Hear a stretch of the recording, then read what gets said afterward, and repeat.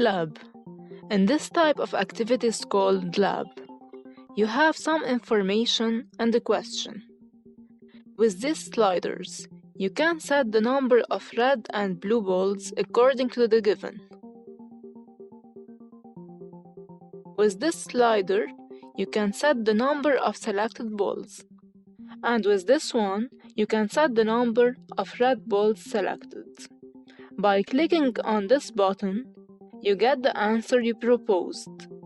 By clicking on this button, you get an explanation of your answer. And by clicking on this one, you get the correct answer.